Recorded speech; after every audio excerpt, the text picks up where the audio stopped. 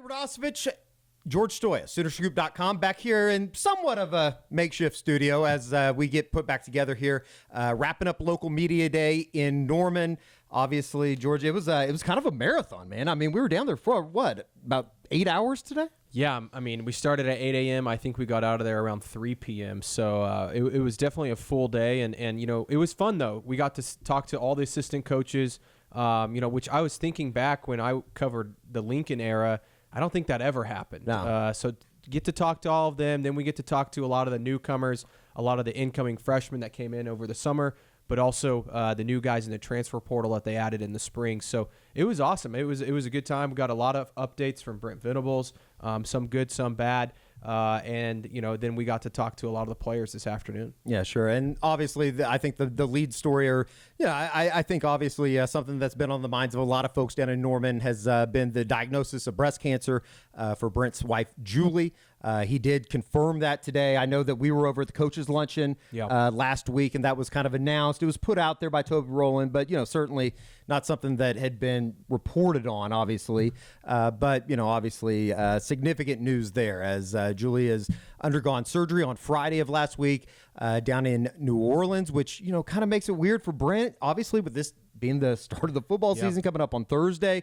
Last week was a big recruiting weekend in Norman with players kind of shuffling in and out with, the thing that they had on Wednesday night and then the party at the Palace. So, obviously our thoughts and prayers are with Julie and with the Venables family as, you know, they have to kind of navigate these waters. And, you know, it was something that I kind of thought back, and he referenced it talking about his mother and, you know, her passing from cancer. So obviously a really tough situation there. Yeah, no, it was kind of obviously the one down moment of today. And we kind of knew it was coming. Like you said, we had heard about it even at the 212 event, you know, a couple of weeks ago, and them announcing it there, and then the coaches' luncheon. And, you know, it sounds like Brent's kind of been traveling back and forth. I know he was there for the procedure on Friday morning, then flew back and was at the party at the Palace on Friday night. And I'm sure that's going to be some of the juggling he has to deal with this season. And we'll see how that goes. And obviously that it reminds you too, there's things bigger than football, right? Obviously Brent is trying to bounce back after a rough first year, but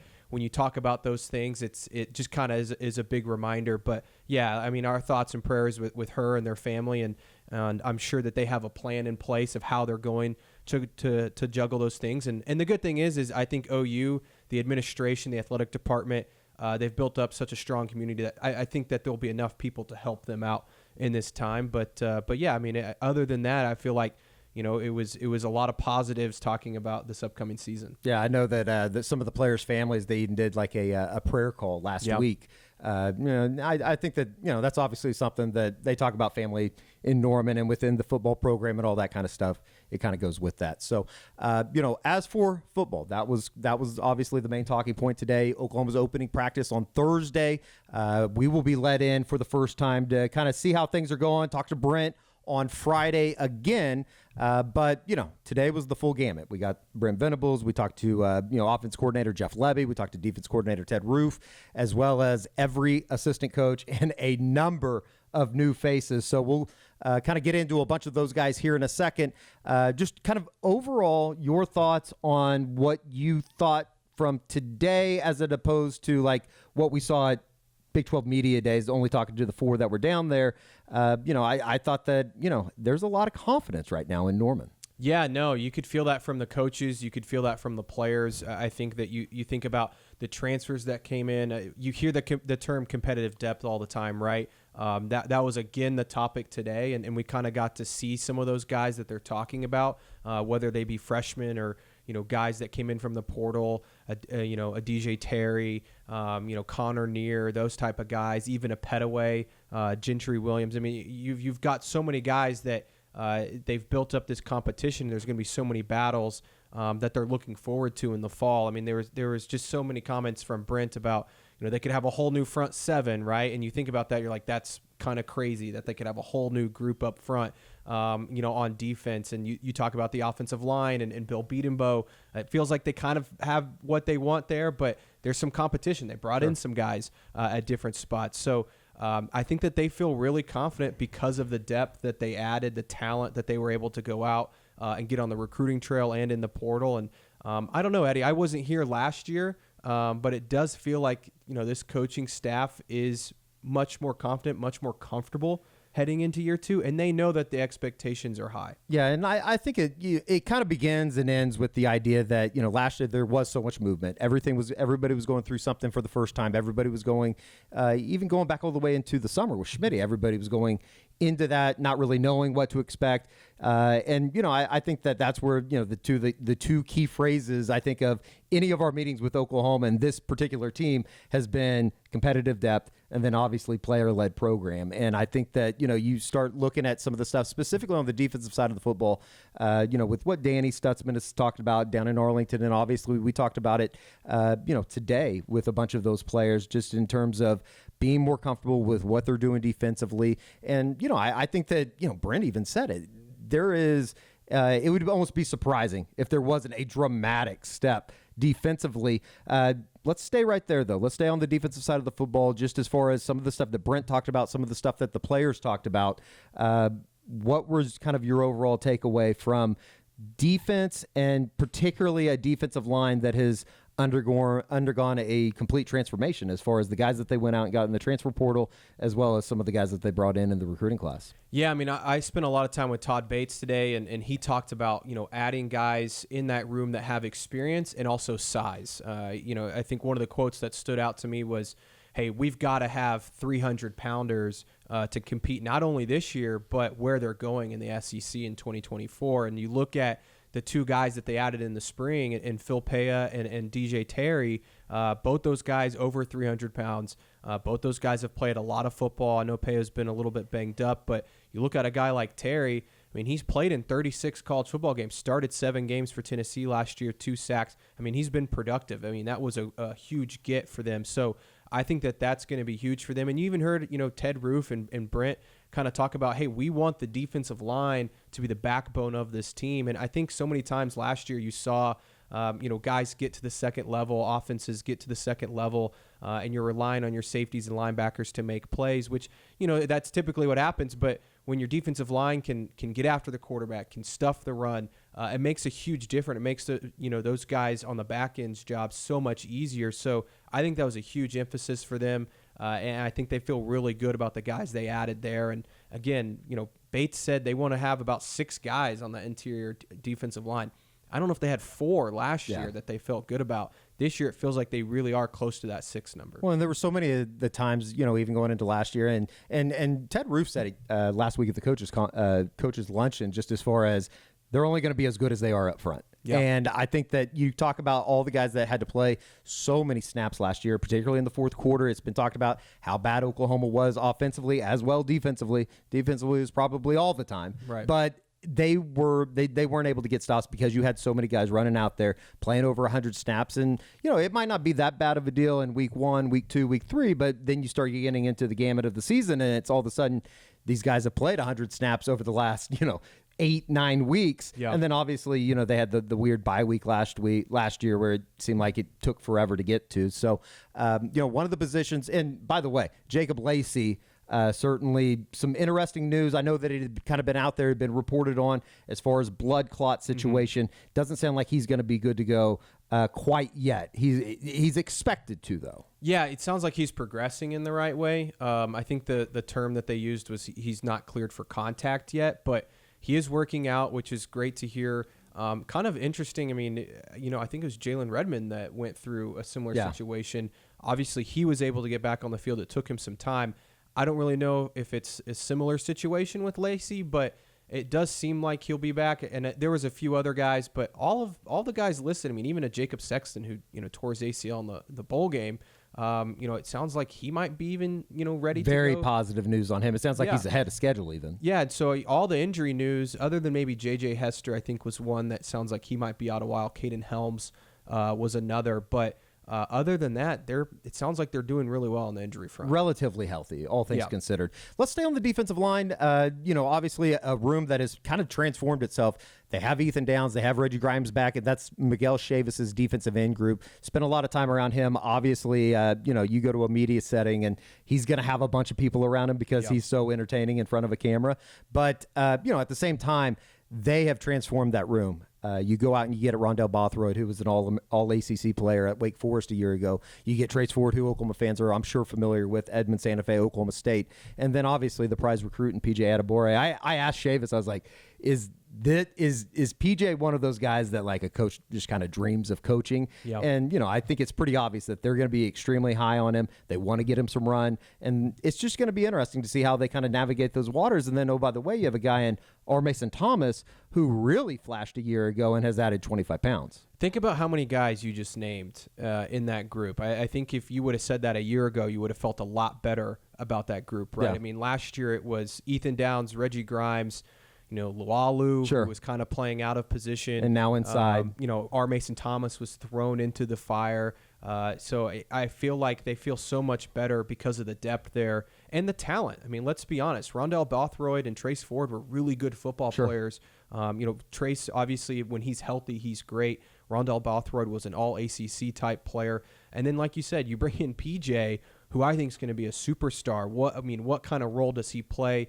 I don't think he'll play a lot early, but maybe by the end of the season, he's a serious contributor, maybe a starter. And then you mentioned R. Mason Thomas. I mean, Chavis raved about him today. Said, I think the quote was elite consistency. And at that position, that's what you need. You go back and you watch the tape last year.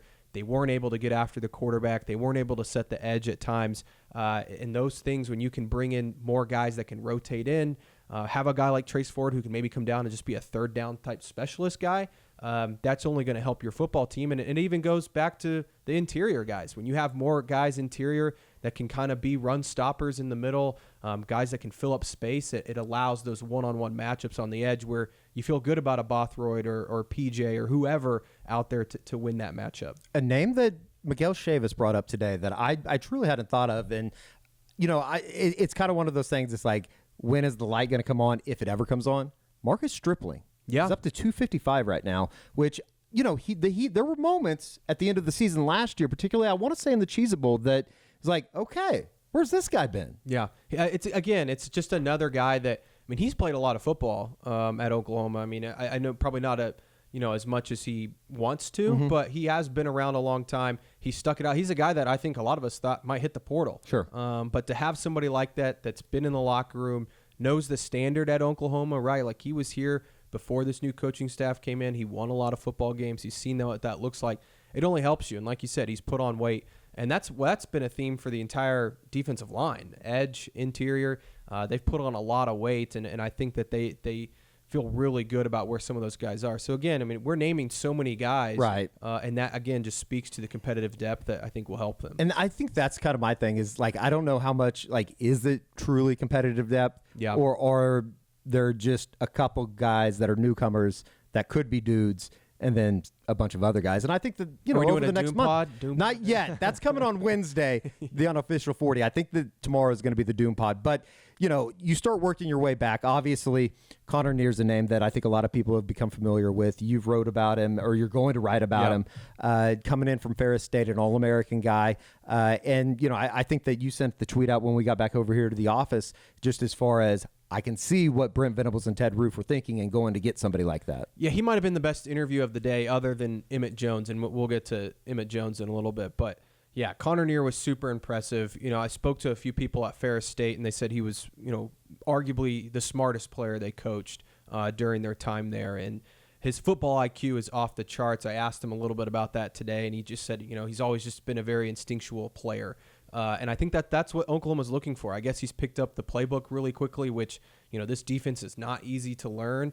And while, Jaron Kanik and Kobe McKenzie, who he will compete for that starting job with, they're super athletic, super talented guys. If Connor can come in here and understand the playbook and pick it up quickly, I would not be shocked to see him start. And I talked to him a little bit about, the expectations and everybody, outside the program saying, oh, he's coming from Division II. Well, one, he played for the best program in Division II. Yeah. And number two, he's not, he's willing to take on that challenge. He's accepting it. He said he definitely feels like he has something to prove at Oklahoma. It's going to be a big adjustment for him. He talked about that today. He talked about the food. He said the food here is great.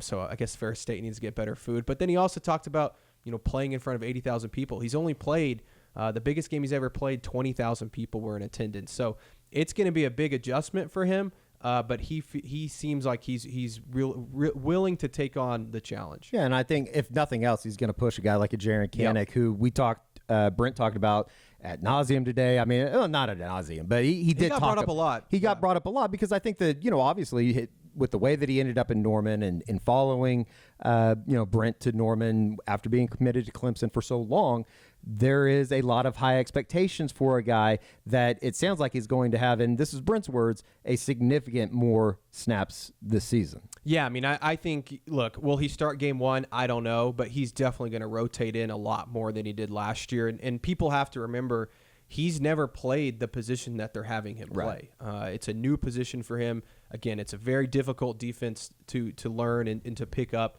But I think they expect big things out of him. And again, this is a big month for some of these guys to grow up, right? I mean, you think of a guy like Gentry Williams, another guy that was talked about a lot. Can he grow up? Can he understand this defense? Can he, start to contribute? And that's what they need. They need those guys. Not that they don't need Connor Neer, right? Connor Neer brings great depth and great experience. But if you can start seeing a Kanak, a Gentry Williams, those type of guys that were highly recruited come in and start to make that leap in year two, that's where you start to see the progress of this entire staff and this entire program. But yeah, I mean, I think Kanak's going to be a great player. It's just a matter of time. There was a part during Brent's press conference today when he's talking about practice and talking about kind of the building of a culture and the building of what they want from day to day. And I think those are the things that people hear and they listen. And, especially when he took over the job, about a year ago now, that's the kind of stuff that really got people excited because they thought this was going to happen overnight. And, obviously it didn't. But at the same time, I think that they're trying to build something. That's why you move into the second year, and the expectations are that everything's going to be better, that they are going to be much improved, and especially on the back end where somebody like a Gentry Williams is going to be trying to win a job opposite of Woody Washington. You wrote about Gentry today, coming out of media day. Seems like he, I think he's added 20, 25, 30 pounds since coming over from Booker T, where he was, obviously a track star. He went through an ACL injury, but it seems like right now he's in a better spot, even with the I don't know what you want to call it, the whatever that happened during the winter when he went down. Yeah, the episode. Yeah, he talked a little bit about that today. He said he's all good. He's ready to go. It's just one of those, kind of scary things, and he's got it all figured out. So I'm not too worried about that. But I thought an interesting quote from Jay Valai talking about Gentry today was that he came in as an athlete playing corner. Now he's a corner that's a great athlete. Yeah. And I think that speaks to, he's learning the position. He talked a lot about that today, that the biggest learning curve for him was just learning how to play corner in this defensive scheme and being more physical. You talked about putting on the weight.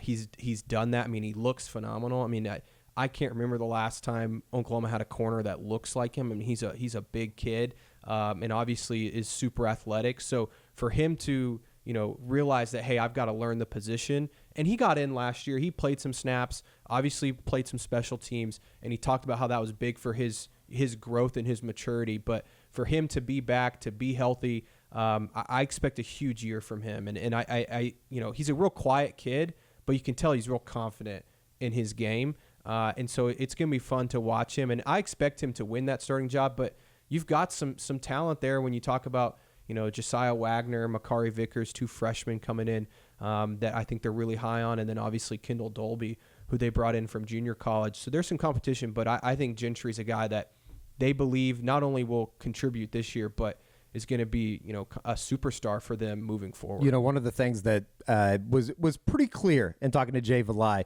you are not going to get on the field at cornerback if you're not physical. And, that's where somebody like Kendall Dolby, it's interesting because you turn on the tape and what he did at NEO a year ago, extremely physical. It's just, can he make that transition into Division I football? Yeah, and I think at corner you want that, right? You want that depth. I mean, you saw it last year. They rotated guys at that corner position and eventually ended up settling on Woody and CJ Colden. And both those guys are pretty physical guys. But, yeah, I mean, I think preaching that, you watch, past and recent OU teams, they didn't always have the most physical corners at times, and it hurt them. But for them to play up close to the line of scrimmage, be those physical guys, you can tell by the guys they're recruiting.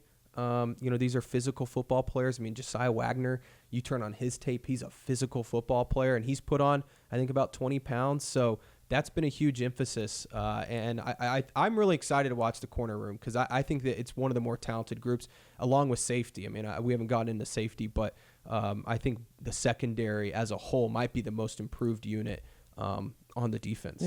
Which I think in the long run is going to make everybody better because then you can't get picked on over the top, and it just, it helps. One of the things that not only has been talked about in Arlington, but has been talked about today a lot was getting off the field in third, fourth down. And, that's kind of where the Brent stuff talking about the way that they practice. I think the question was, how do you practice getting off the field on third and fourth down? It's like, yeah, you can. And it was just kind of one of those moments that was like, there is a vision. Like these coaches are almost their resumes are too good not to produce and not to be better, not to make steps. And, I think that's kind of the most interesting part coming out of today was just what this thing's going to be. And like you said, safety's, obviously interested. We've talked about it before on the Unofficial 40. You've wrote about it. Billy Bowman's expected to have a massive, massive season. And then it's going to be where's everybody else kind of fit into the piece or into the puzzle, whether that be a Key Lawrence or, obviously the 5-star phenom that is Peyton Bowen. Yeah, and Reggie Pearson, right? Yeah, sure. He's another guy. Again, another physical guy. I mean, it was very intentional what they did. Oh, yeah. Obviously. Yeah, I mean, you look at the guys they're bringing in the portal. Even, at every position on defense. I mean, Connor Neer is a very physical football player. I mean, he looks like he can play Division I football. We'll see. But again, I think you look from the secondary all the way up to the defensive line. You're talking about guys that are very physical football players. That's maybe their number one trait. A lot of these guys. So. It's going to be fun to watch. I mean, we're sitting here talking like they're going to be a top 5 defense, but I do. Well, I think that you said that they were going undefeated, and they are going to be a top 5 defense, not allowing a point all season. That's the thing at media day. Everybody's had a great summer, right? But Oklahoma won the media session today. They did, but I do think that it's fair to say that they are going to make a jump. Sure. Now. But we're talking about jumping out of the triple digits, 125. Yeah, but I think this can be a top 50 defense. I really do, and some of that's who they play. Sure. But I think you look at the talent, and I think you can say that they improved talent wise. Is it a huge jump? Maybe not, but when you can just add more depth, especially again up front, especially that's where I think you're going to see this team really take a leap. It should be noted today. A bunch of the guys that we talked to they're all newcomers. Mm-hmm. Like we didn't talk to a Dylan Gabriel. We didn't talk to Andrew Rain. We didn't talk to Tyler Guyton. Like that's kind of planned. It was planned like that. I think that's how the program wanted to do it, which I didn't have a problem with because one of the new guys, as we move over to the offensive side of the ball that we did talk to today was Troy Everett, who I think, in that transfer portal class was probably, I don't know about forgotten about, but he's kind of in that same vein as Connor Neer in that it's like, okay, you went to Appalachian State. You don't really know what you're getting. But let's talk about the offensive line specifically. We talked to Bill Beatenbaugh today, or Bill Beatenbaugh. That's going to take me forever to get used to. My apologies after knowing a guy for about 10 years. But it's going to be interesting just as far as like you're replacing 2 tackles. But at the same time, are you almost kind of worried or more worried about what they're doing on the interior than what they're doing at Walter Rouse and Tyler Guyton? Like, it feels like those 2 guys, and obviously with the Jacob Sexton news, which is a positive, you almost feel like, barring any type of injury or anything like that, you're almost kind of more worried about what they're going to do on the interior, which is weird to say with Andrew Raymond and McCade Matauer returning. What do they do at left guard? How does Troy Everett fit into all that? Yeah, no, I think it's going to be really interesting to see how it plays out. I thought it was funny. Levy got up there and basically listed the starting offensive line. Walter Rouse at left tackle, Andrew Rain. The natives are restless on the message board as well as Twitter.com. Yeah. Let me say that. Matwire at right guard, Guyton at right tackle. And then 5 minutes later, we talked to Beatenbaugh, and he says there's going to be a lot of competition. And I think he was probably referring to that interior offensive line because I think Everett's a guy that can push for a starting job at any of those 3 interior spots. Now, I would assume Andrew Rain and Matwire will end up being the guys there, but Everett is a guy that Beatenbaugh said when he turned on the tape when Appalachian State beat Texas A&M, he knew he wanted that guy, and I think Everett was talking about how he came down on his visit for the spring game and fell in love with the university and just the atmosphere and also just knowing what Beatenbaugh has been able to do. So, sure. I don't know. It's going to be interesting. I think he can compete for that left guard spot. I think a lot of people want Savion Byrd to win that job. He was asked about him again today, and he said he's still got to get his weight up a little bit. Sounds like there's a maturity problem going. Maybe not. I don't problem, know about but maturity, but it does like. Let me ask you. It kind of feels like they want him to go win the job. Yes. Like they don't like the worst thing that they would want to do is open camp and go, Savion Byrd's our starting left guard. Like it seems like they want to continue pushing him, and I think that a part of that is because you turn on the tape of the Cheez-It Bowl, and Brent talked about it today about blocking through the whistle and how much he loves doing that kind of stuff. It's almost like they want to just kind of continue pushing this guy along because they know maybe how good he possibly could be at the end. I think that's exactly what it is. And these coaches know when they say stuff to us that it's going to get out. Sure. And it's going, he's going to see it. So I think there was a little bit of back and forth today where there was Biedenbaugh saying, hey, he's got to be better. He has all the talent in the world, but he needs to put weight on. He needs to grow up a little bit. He needs to learn the offense. And then you have Brent come in and say, oh, we love Savion, right? Sure. So it's a little bit of a back and forth, but I think that's exactly what it is. They want him to come in, win the job. Again, not that they don't like a Caleb Schaefer or a Troy Everett, but they know the potential of Bird, and we saw it. I mean, the guy can play football, so I think that's going to be huge. But I think overall, I feel pretty good about the offensive line. Yeah. Like you said, you have returning starters. I mean, I think Tyler Guyton is a potential first-round type of guy. I think Walter Rouse, is he as good as Anton Harrison? No, but I think he can come in and play really good football for him. He has a lot of experience. Yeah, and that you hear about his leadership and what he brings to that. I worry about the depth there. Is Jacob Sexton actually really healthy? Mm-hmm. If for some reason Rouse was to go down or Guyton, can he come in?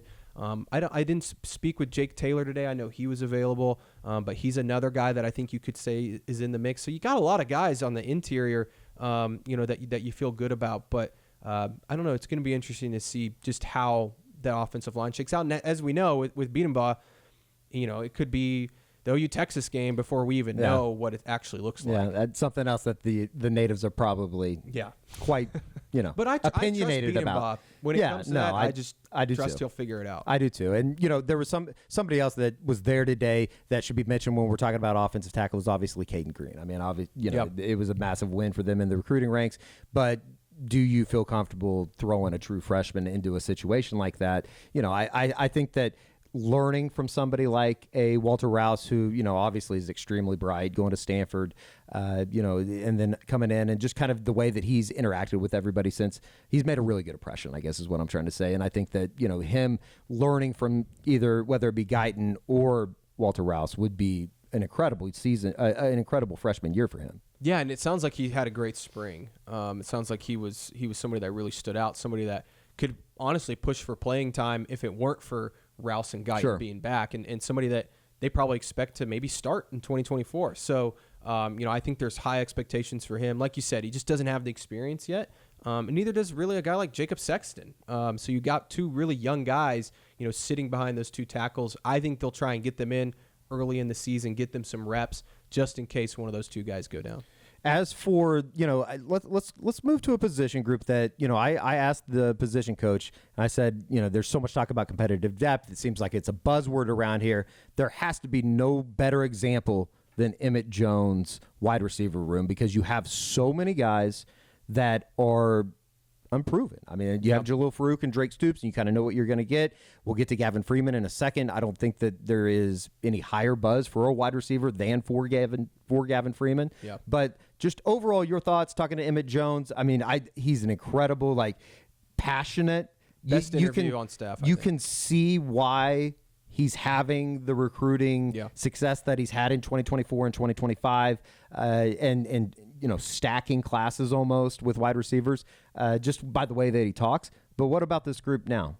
Yeah, no, it's going to be interesting. It's one of those groups that, other than Jalil Farouk and Drake Stoops, and I guess now you could throw in Gavin Freeman, you don't really know what you're getting. I think in LV Bunkley Shelton, his name wasn't said a whole lot today. Nick Anderson was brought up quite a bit, it felt like. I feel like they have high expectations for Jaden Gibson, but he didn't have a great spring. There's just a bunch of guys in that room. They're like, I think they could be players. Sure. Petaway, there's been a lot of buzz about him this summer. I asked Emmett Jones about him, and he said, he brings a lot to the table. It's just about getting experience. He's a guy that hasn't seen the field, but he's one of those guys that he said that he's helped lead some of the player practices this summer. For a true freshman to do that, that's pretty big. So, yeah. And I think all these guys are going to get their shot. Like, it sounds like Emmett's going to kind of rotate guys in and out. We didn't see that a ton last year. So everybody's going to get an opportunity, but who in fall camp is going to stand out? Brennan Thompson is another guy. We talked to him. He was a fantastic interview too today. Talking about moving from Texas to Oklahoma and what that was like. I think he's a guy that can help him. But again, it's just a group that I wish I could sit here and say I think it's going to be this guy. I didn't even mention Andrew Anthony. He's another guy that's been brought up. I mean, I've listed like 8 guys. Yeah. At the end of the day, it's only going to be probably about 4 or 5 guys that end up being the contributors. So who's going to stand out not only in fall camp, but come those first few games, because I do think they're all going to get an opportunity. Yeah, and then obviously, you want Jalil Farouk to make that next step with Dylan Gabriel. Did you hear for what who Jones compared Farouk to? Percy Harvin. Really? That would be, if Farouk is half the player Percy Harvin is, they've got a really good player on their hands. I think they would sign up for that right now. Yeah. As for Gavin Freeman, Brent Venables does not do a press conference without talking about Gavin Freeman and his work ethic and kind of not necessarily his story. We talked to Emmett Jones about that, and I think there's a lot of people that know that, Gavin basically got dropped by Texas Tech the night, a week before signing day as they were making the coaching change. Joey McGuire comes in there and, he wanted to run his program how he wanted to run it. They decided to move away from Gavin, and that is Oklahoma's gain, because not only did he develop a role a year ago in Jeff Levy's offense, but you would have to be an idiot to not think that he is going to be a massive part of this offense moving forward. And it's kind of fun, the Oklahoma City kid.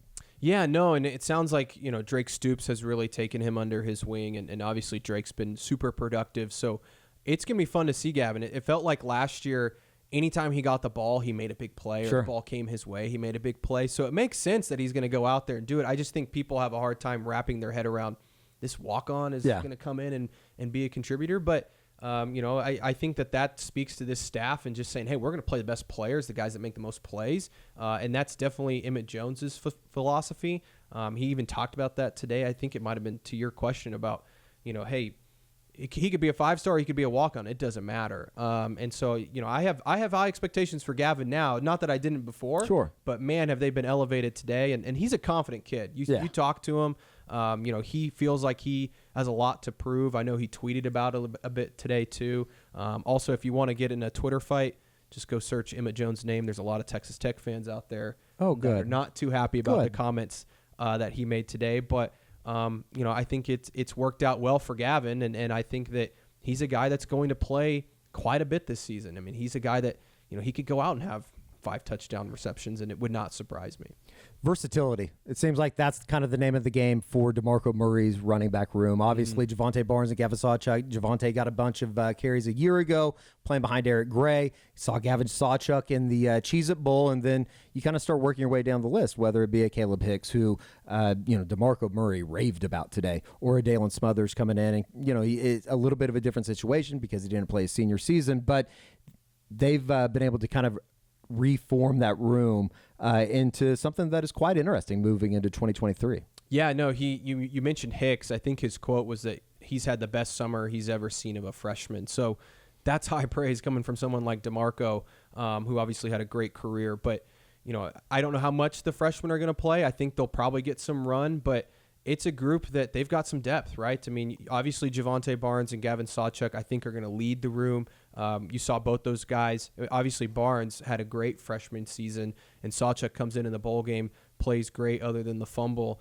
So I think those two guys are going to lead it. I'm interested to see what they do with Marcus Major. Yeah. I mean, that's a guy that I think some of us I didn't even name him right there. Yeah. I mean, and I think that, he just has to stay healthy. Yeah. And DeMarco said that. I mean, they love him. It seems like they love when he's on the field. Jeff Levy talks about Marcus Major all the time. Yeah, and I think he's a guy that he can bring a physical presence to that group. Obviously a bigger guy, but like you said, if he can stay healthy, what does that look like? Is he getting, maybe 6 to 8 carries a game? Is he a guy that, I envision him maybe being like Trey Sermon was a few years ago. Maybe he's the closer. Maybe he's the guy that can come in the fourth quarter, fresh legs, knows to hold on to the football, does the right things. So he's pretty good in pass pro. I think that he's a guy that can come in and do that role really well. And DeMarco even talked about having a veteran in that room, because while they have depth, it's a lot of young guys, sure. right? You've got a lot of inexperienced players.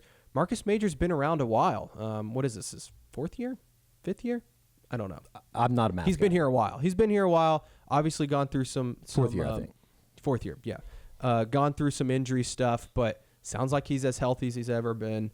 DeMarco loves the guy. And again, he's a kid that stuck it out. I mean, he could have easily gone in the portal, sure. gone somewhere else, been the starter for some program, but he's stayed here. He's gotten better in the offseason, it sounds like. So I'm interested to see what happens with him. But that entire room, man, I would not be shocked if we get to see a little bit of Caleb Hicks, maybe some Smothers. But you also know how it works, too. Every year, running back always goes down. Sure. That almost always happens. You can never have too many bodies. Exactly. So I think that they feel really good about that group. And I think we're going to see them run the ball maybe a little bit more than they did last year. I think they led the Big 12 in rushing offense, but I think you're going to see them even run the ball even more this year. Yeah, and I think even some short yardage situations, you see Tawee Walker with the ball in his hands. I mean, the guy's a bowling ball in the times that we've been able to see him. So the one, I guess, I don't want to say negative, but the one like almost kind of big question mark right now offensively is kind of what's going on with that tight end room. Talked to Joe John Finley today. Obviously, they're nursing Caden Helms kind of back into full strength. Obviously, Jason Llewellyn, kind of the same thing as they missed the spring. I really just don't know what to think as they try to replace somebody that was as important to the offense as Braden Willis was. Yeah, and, Joe John was talking about Austin Stogner and how they hope he can fill that role. Now, he's a little bit different player, but they feel that he's really versatile and that he can do some different things. And obviously, Joe John's familiar with Austin from when he was here at OU a couple years ago. So they think he can have a really big year. We'll see. I think the kid from Texas A&M, Blake Smith, he's a guy that can maybe contribute. I know that he got a lot of reps in the spring. The kid from Michigan State, who I'm blanking on, he was a quarterback. What's his name? Hampton. He'll need to catch a couple balls before I learn his name. Well, I know, and I should know his name, but Joe John talked a lot about him today. Interesting. And they have high expectations. I guess him playing quarterback, and Joe John played quarterback. He said they have a lot of mutual respect, and he said he's just a really smart football player. He understands the offense. He understands what they're asking of him. So maybe he's a guy that can come in and can contribute. So I think that's a position that I'm with you. We talk a lot about wide receiver. I think they have talent there. Mm-hmm. I don't know if they have talent in the tight end room.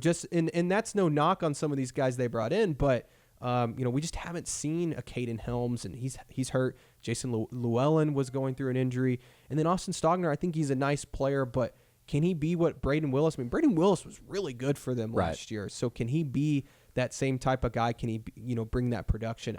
I don't know. That to me is starting to become maybe my biggest concern with this offense is the tight end room. Can Devon Mitchell reclassify? Can he play next year? I mean, my God, he'd be ready to go.